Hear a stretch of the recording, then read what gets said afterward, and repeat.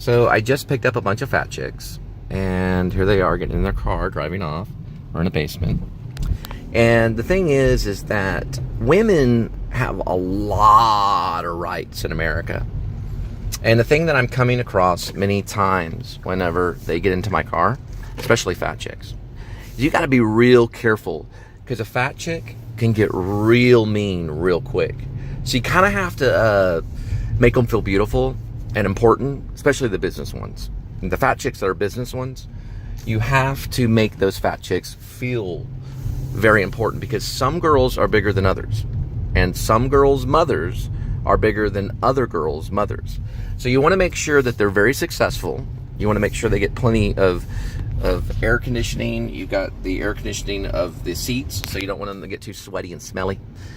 But basically, a fat chick can be very helpful at times, and a fat chick can be very harmful, because if you don't kiss their ass completely, then they get a little bit angry a little faster than a skinnier chick would. But then, hey, skinnier chicks, especially the skinny chicks that are on meth, they can get very, very, very, very, very, very, very angry really quick, because they don't want to gain 1 pound. I know one in Ohio that's trying to get a hold of my account numbers. She got a hold of one of them, but it was one of my accounts that has $2.45 in it. I won't mention any names. So the skinny chicks that have meth, be nice to them and keep your distance.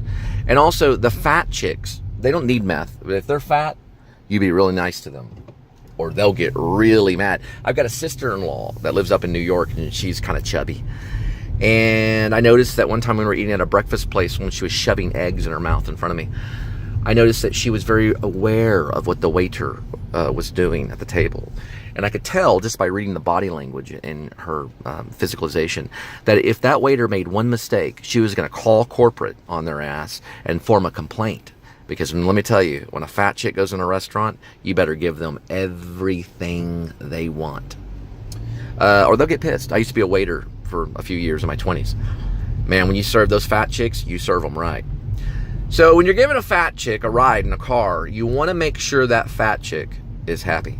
Make the fat chicks happy, or they'll get mean, or they'll get grumpy, or they'll get, they'll get complaining.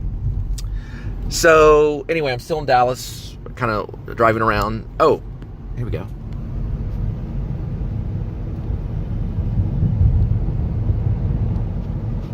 Ooh, tennis players. People are playing tennis. We're in Turtle Creek area right now.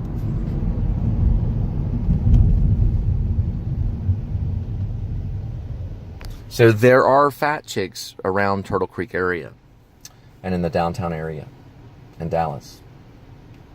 But I would recommend the fat chicks go up to New York or go up somewhere north where it's real cold and they can freeze their fat asses off. And get the hell out of Dallas. Because most women here in Dallas are flipping hot. We're talking skinny chicks. We're talking beautiful women.